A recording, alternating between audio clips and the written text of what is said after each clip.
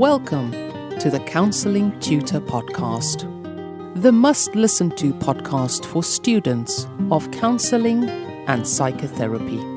Here are your hosts, Rory Lees-Oakes and Ken Kelly. Hello, I'm Rory, and with me, as always, is Ken. How are you today, Ken? Exceptionally well. Thank you for asking, Rory. You have tuned in to the Counselling Tutor Podcast. This is episode 123. And we have, as usual, got a great episode for you today. 3 topics that we're going to be looking at. We're going to be starting off with looking at why counselling has an ethical framework. Then we have our specialist slot, which is check-in with CPCAB, where we're going to be looking at dual relationships in training, and we're going to be speaking to Heather on that topic. And then we're going to be ending episode 123 by talking about what happens if you're in a session with a client and you should say something or give some feedback and that client disagrees with you. What do we do when a client disagrees with us? So that's what you can expect from today's episode. But kicking us off, why does counselling have an ethical framework, Rory? I think it's a really good question. It's one I know that will be asked in assignments up and down the country, Ken. And I go back to something called utilitarianism. There we go. Big word. It's a big word. Utilitarianism. There we go. And effectively, it's the work of a 17th century philosopher called Jeremy Bentham. And you can boil it down to this. He called it the greatest happiness principle. And he basically worked out, it's a standard approach of how we act in the best interest of society. And that's been distilled down through lots of different organizations. If I give you an example of utilitarianism in our society, things like having immunization. So it is the greatest happiness. In other words, the needs of the many outweigh the needs of the few. We do things in the benefit of society, and ethical frameworks are really an extension of that. It gives us a standard way of working, something that we can all agree to. So if a client maybe is having therapy in, I don't know, Northern Ireland, and the client is having therapy in London, the approach and the way of treating that client will be exactly the same. And crucially, Ken, if a client isn't happy, it's something to benchmark the complaint against. So if someone phones up an ethical body and say, I'm not really happy the way I've been treated, they can have a look at that complaint and look at the ethical framework and say, well, looking at the ethical framework, we think that actually the client has been treated with respect and in a way that's concordant, that's another big word, with the ways of counselling. On an opposite note, you might look at it and say, well, actually, this person hasn't been very well treated. And then there's something then to formulate a complaint against and speak with the practitioner and try and help them understand why this client isn't very happy and maybe help them adjust their practice. So that is one of the reasons, and the main reason why we have an ethical framework. It's the greatest happiness principle, Ken. The greater good and the needs of the many, Rory. And kind of as you're going through that, I'm drawn to thinking about that. In general society, we have a set of rules that we all live to. It's called the law, and I wonder what society would look like if we took that law away. There's no rules, there's no accountability, there's no one to hold anybody to account. And I guess the word that comes to mind is anarchy, where nobody follows any laws and there's chaos. There's potentially looting. I don't know what that might look like, but we are told on good authority that we need those laws in place. And if you look at counselling, the basis of counselling is ethics, and for very good reason. We're dealing with very sensitive information as counsellors, as psychotherapists. We've got clients coming in and potentially sharing information with us that they've never shared, not with another living soul, and they are daring to share that with us.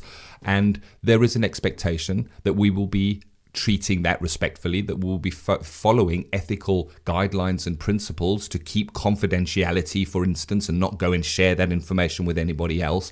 And the ethical framework kind of sets out what the agreement is, when we're signing up to that ethical framework and saying we will abide as best we can to kind of these rules, for lack of a better word, we are professing, and that's what we do in as a professional. We profess our I guess commitment to that ethical framework. And as you quite rightly said, Rory, there is accountability within that, where if somebody feels that we fell short of servicing them as we should, that they are able to speak to somebody and the counsellor can be held to account.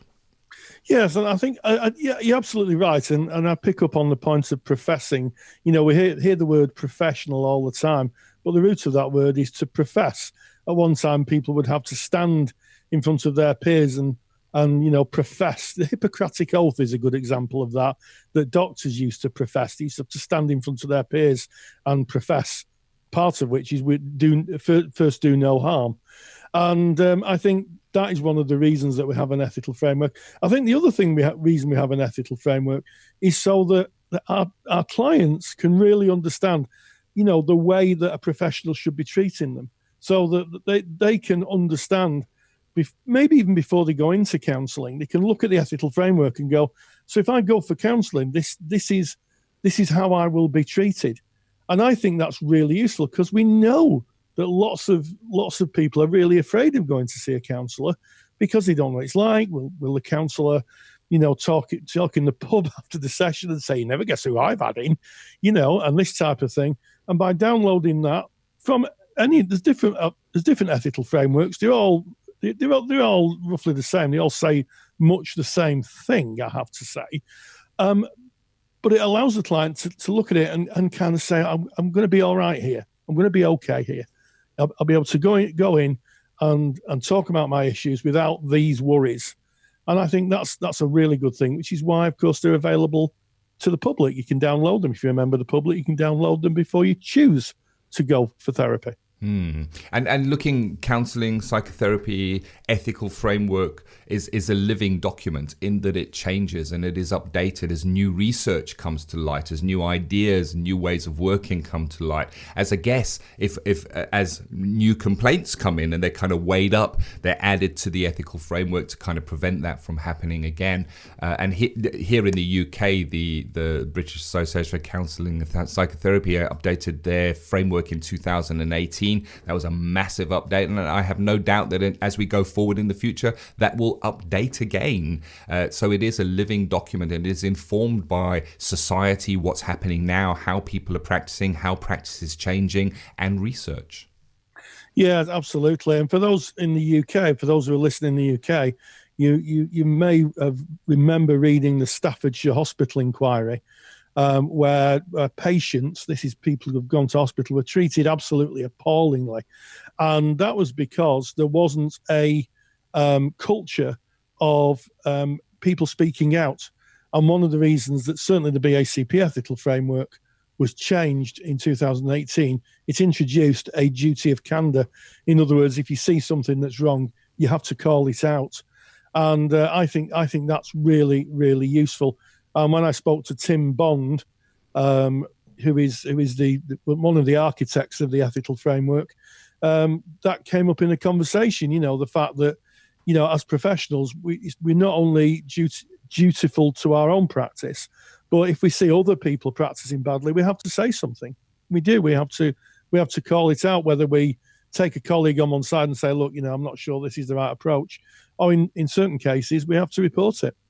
100%. And I think that quite often the ethical framework is something that is looked at during studies because we have to write about it in our assignments, and then it's placed in a drawer and not looked at again, maybe for years. However, the ethical framework calls for us. So one of the requests in the ethical framework, it calls for us to revisit the ethical framework in supervision at least once a year. So any good supervisor should be referring back to the ethical framework on a regular basis, pulling it out from time to time, revisiting parts of the ethical framework. And if you are listening to this and you maybe out there and you've been in practice for some time and you haven't looked at the ethical framework for a while, I encourage you to go to whoever it is that holds your ethical framework and download it and have a read of it and put it next to your bed and look at it often. I know you do, Rory. There's not seldom a day that goes past that you do not quote from the ethical framework, Rory.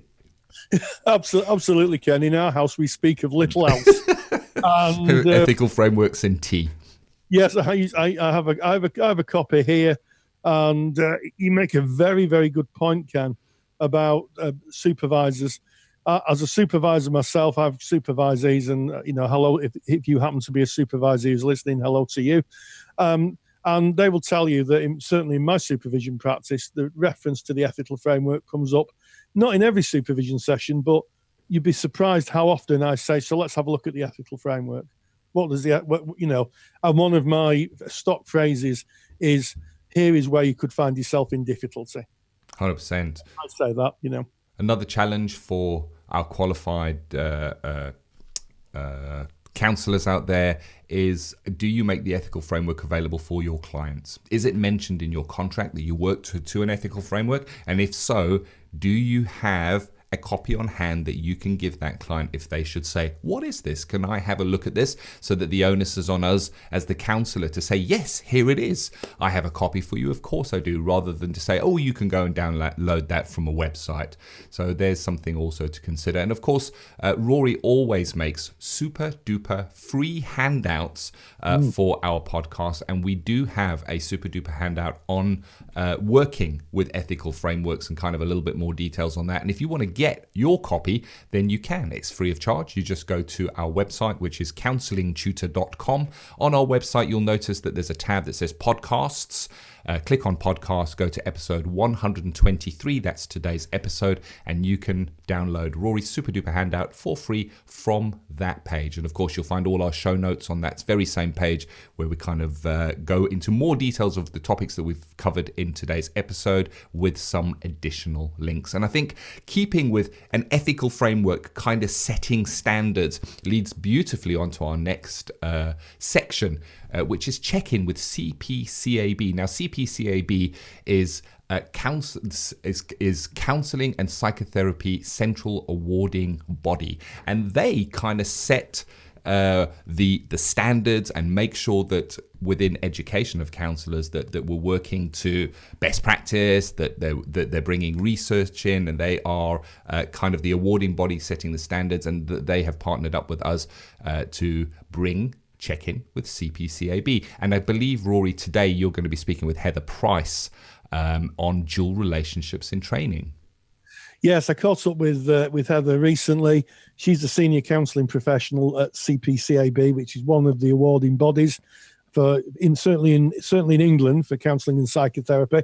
And we talked about that thorny, tricky issue of when you have people who are related wanting to do the same counselling course, and why it's not a good idea, and the difficulties that can arise if you take on maybe a married couple, maybe a parent and a child, maybe work colleagues.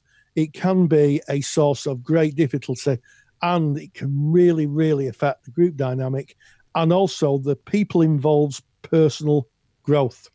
Let's check in with CPCAB. Check in with CPCAB. So we welcome Heather, and Heather is going to be speaking about dual relationships in the training group. Well, so welcome, Heather. Thank you very much, Rory. Hi.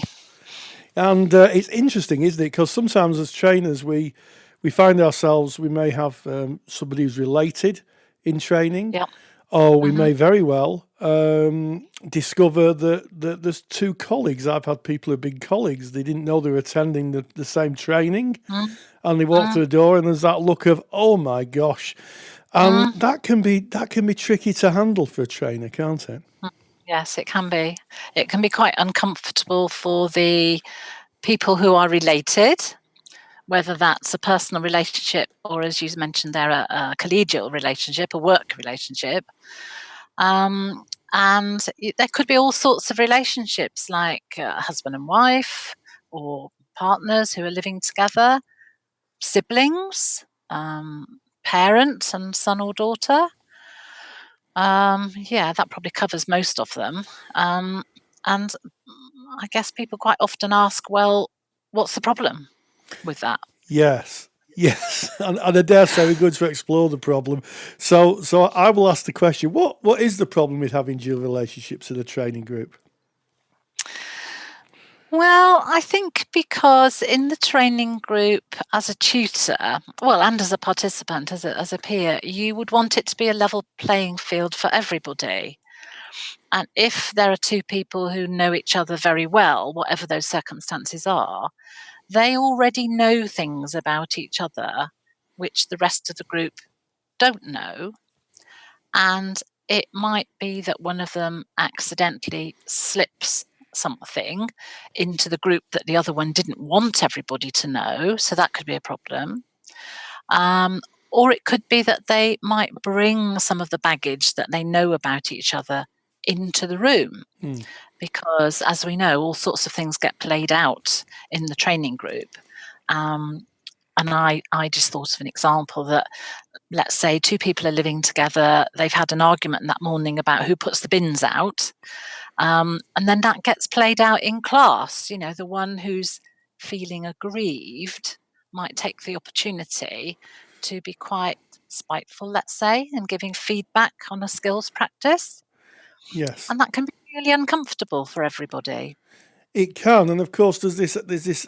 I guess one of the things that I know as a former trainer, someone who taught class-based learning at least, is that there's this notion that everything that's said is confidential. There's a contract within boundaries, of course. And if someone's in one group and something's being shared, how do you know it's not going to be shared over the lunch table or in the canteen? That can be a difficulty. Exactly. And I mean, you could still have that with other peers who are not related in any way, but there's more scope, I guess, for leaks, if you like, and breaks of confidentiality if two people are living together or know each other in another way. So keeping everything confidential that goes on in the group, it could be very tempting to talk to your partner about things that have gone on in the group. And it could be in a gossipy way. I mean, it could be in quite a nice way, but it still doesn't make it right. Absolutely. So, as a trainer, I used to ask people and say, if there's anybody related, if you could see me after we did the initial induction, before people are off the places, and then I would patiently explain to people who are related and say to them, probably best if you did different courses. Maybe in some cases different centres, because if you're only running one level 3, then that would mean that someone else has to go.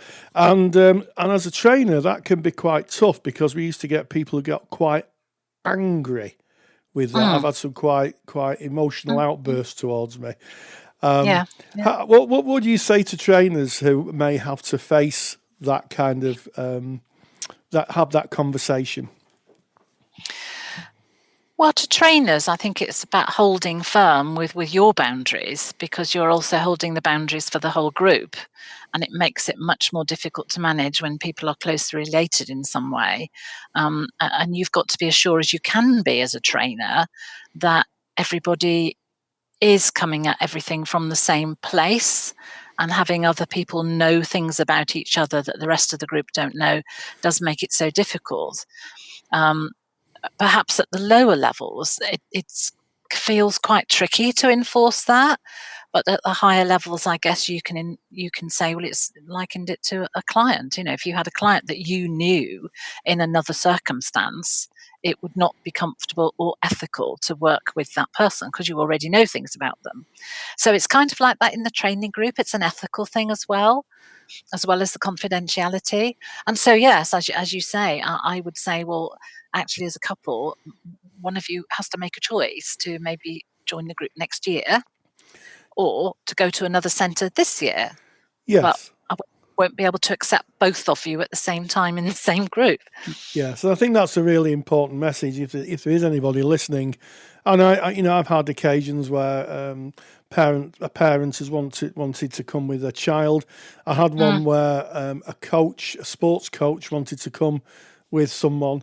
who he'd taken under his wing as a coach, and I had to explain the reasons that we've outlined, really, why that's not a good idea. But also, I think the rest of the group may take a view. I think the rest of the group looking inwards, knowing there's two people related, could be a difficulty. How would you see that playing out, maybe? Well, I think in the group, say in group process, let's say, or it might be check-in, something like that, when the rest of the group knows that two people are related, they might be quite reluctant to say anything about one of them because they might feel that they're going to be ganged up on by the other person who might be very defensive of their partner, let's say. And that's not really what you want in a training group. You want everybody to be able to be free to say what they want to do, what they want to say, and not be hindered by the fact, well, how's the other person going to take it if I say something about their partner? Because that interrupts the flow. That's not what you want in a training group. Absolutely. And I think for me, there's something around, people being able to be unaudited and to be able to speak freely in the group, and that can be kind of difficult if they know that there's someone related. So the strong message, I guess, that you're sending out is if you want to accompany your partner, child, work colleague to a counselling course, would be not to, maybe. Yes, not to. Yeah, absolutely. Yeah, does it work? I think there's also the whole thing about the people's backgrounds. They know stuff about each other's family and friends. And if you're in a group on your own without your partner there, you don't have to censor what you say because no one else is going to know. But if your partner is there who knows stuff about your background, that might be quite difficult because you might be thinking, "Oh, should I say that?" Because I've never told them that, and they're going to ask me about that when we get home. Absolutely. And I guess one of the things is that through the arc of counselling training, people change. And I always used to say, in terms of the diploma, it was the divorce course, because other people used to split up, and you could imagine that psychodrama being played out over a 2-year diploma course.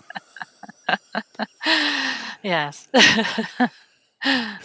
So I think that is a wonderful outline, Heather, of why, if you're thinking of going for all the right reasons with maybe a child, or maybe with a parent or a partner or work colleague, some of the reasons why you're not going to get the best out of your training, and also everybody else isn't going to get the best out of training.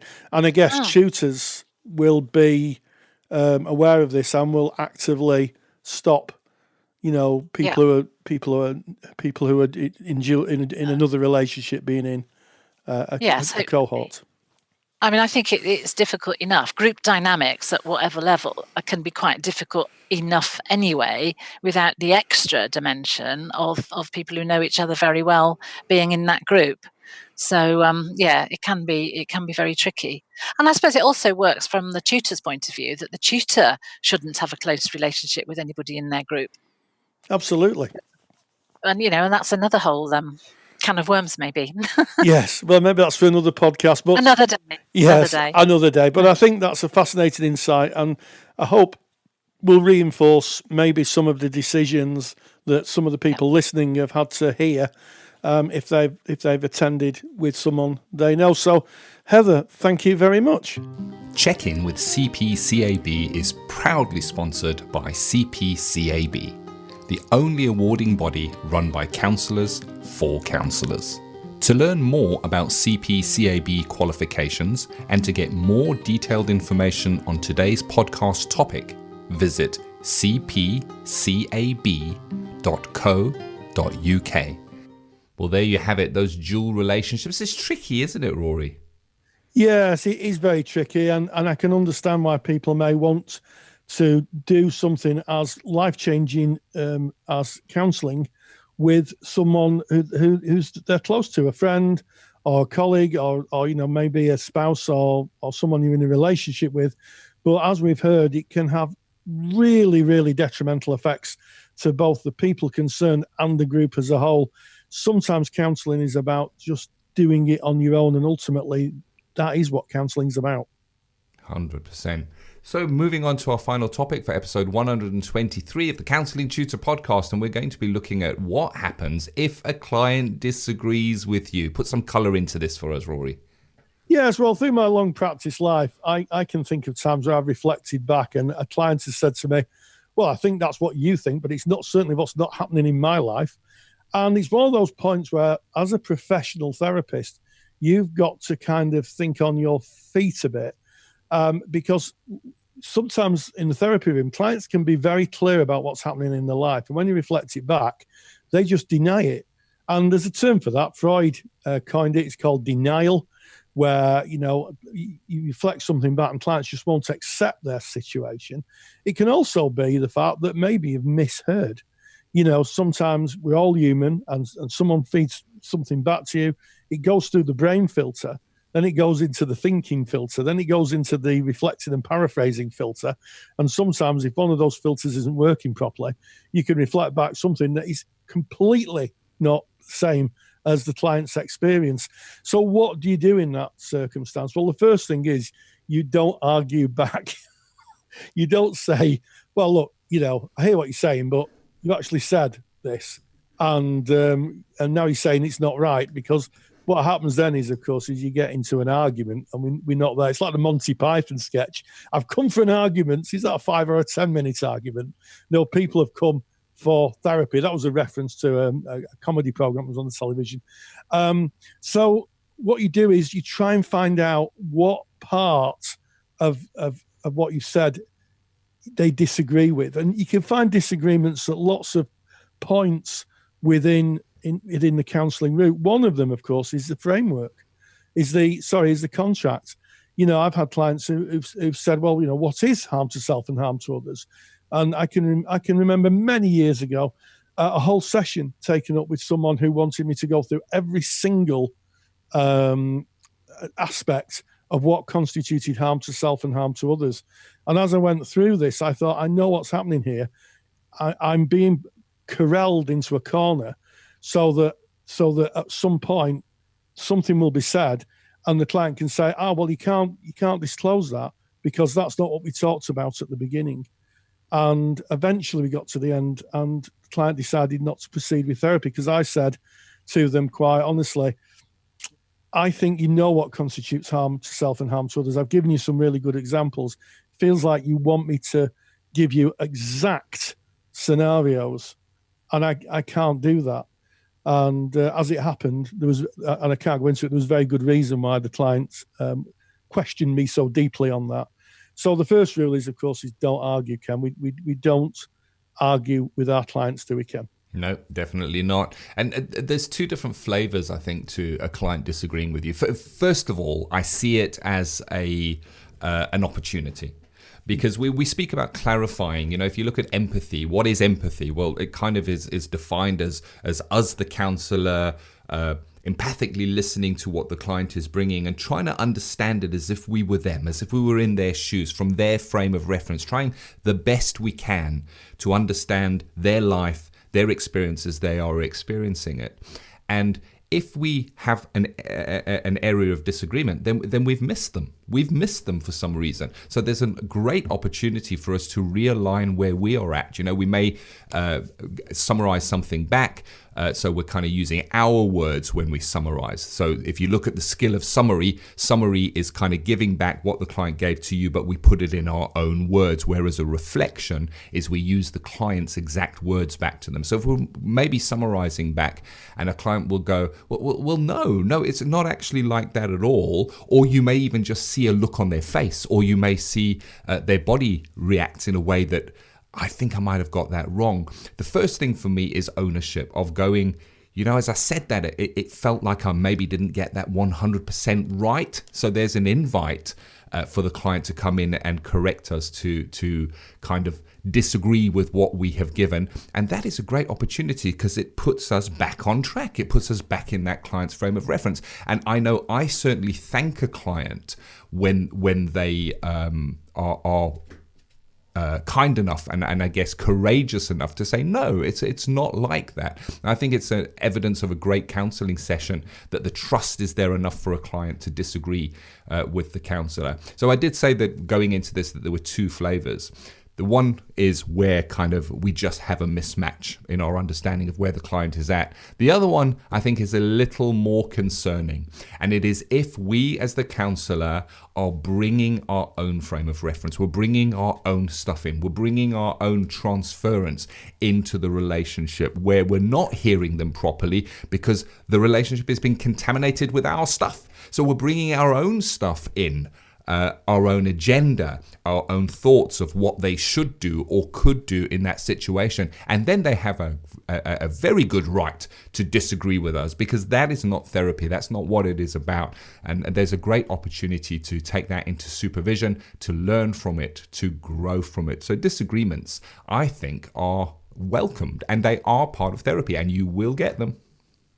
You will do. And the other thing is, of course, is that sometimes, and you see this when you practiced a bit, clients can disagree with themselves. So if a client disagrees with you, is it they're disagreeing with you or are they disagreeing with yourself? Is that disagreement the sign of an inner conflict?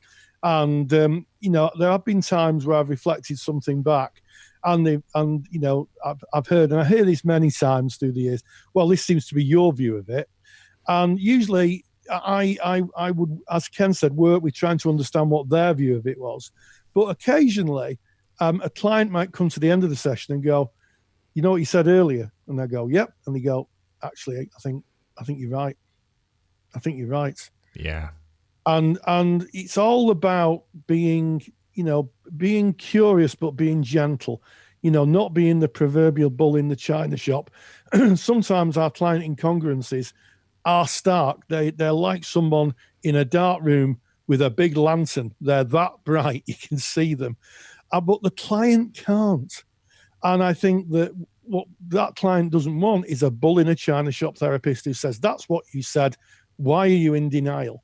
I think it's about allowing the client the autonomy, and there we just go back to our ethical frameworks, the autonomy to be able to disagree with their own incongruence. In other words, they can say one thing and mean another, and that's fine because that's up to them. But sometimes they come to those conclusions themselves. They actually come to the end of the session and go, actually, I've been denying this, haven't I? And usually I accept and work with that with a great deal of grace. I don't say, there you go, I was right, told you so. I'm the therapist. I say, is that how you feel? And they go, yes. And I'll leave it there. So I think the parting with this is just be gentle. And that the word that you said there that really jumped out for me, Rory, is incongruence. And if we look to the theory of Carl Rogers, he mentions 6 conditions that are necessary for therapeutic progression, I guess. And one of them is that we the counsellor are congruent. So we're kind of transparent, that we feel inside, we show outside, and there is a match in that. But it also states that the client is incongruent. In other words, that they do have a mismatch. That is happening inside is not necessarily how they present outside. There'll be a mismatch or an incongruence in that. And very, very often, as you say, Rory, the incongruence can show in the disagreement. And I can use here an example of a direct reflection. So direct reflection is when the client says a certain phrase or statement or sentence, and you as the counsellor, you say back to them exactly what they just said to you. You say it back to them, you reflect it without kind of any distortion whatsoever. It's their very words said back to them. And even in that, you can get that disagreement. So I'll just use an example. Oh, this has been going on for so long now. I don't think I can bear it anymore. I just want to get out of this relationship and start afresh. And then you might reflect back and say, I just want to get out of this relationship and start afresh. And the client can come in and go, no, I don't want to leave him. And there's the incongruence. There it is. That's their very own words that they're disagreeing with, as you said there, Rory. And that is the incongruence that we work with in counselling. It is there. We're told by the theory that it is there, and we work with that. And we cannot force incongruence to congruence. It is not our job to go, but you just said. It's for the client to receive that themselves. They will find their own way. We have to trust that us just being there and facilitating that relationship, they will find their own way to congruence from that incongruence. As you quite rightly said, Rory, getting to the end of the session and then going, actually, you know what, thinking about that, you're right. Yeah. So there it is. Interesting episode. And that was episode 123, Counselling Tutor Podcast. We started off by speaking about why we have an ethical framework in counselling. Check in with CPCAB, Dual Relationships. Thank you to Heather Price from CPCAB for that topic. And thank you to you, Rory, of course, for facilitating that. And ending off our topic today with what happens if a client disagrees with you. And hey, stay grounded and stay safe. Take the stress out of your counselling studies and get the support of Rory and I by joining us in the Counselling Study Resource. Counselling Study Resource, or CSR for short, is the world's most comprehensive assignment guidance and study support resource for students just like you of counselling and psychotherapy. See how Counselling Study Resource can help you. Visit counsellingtutor.com. That's counsellingtutor.com. Thank you for listening to the Counselling Tutor Podcast. Find the show notes for this episode on our website at www.counsellingtutor.com.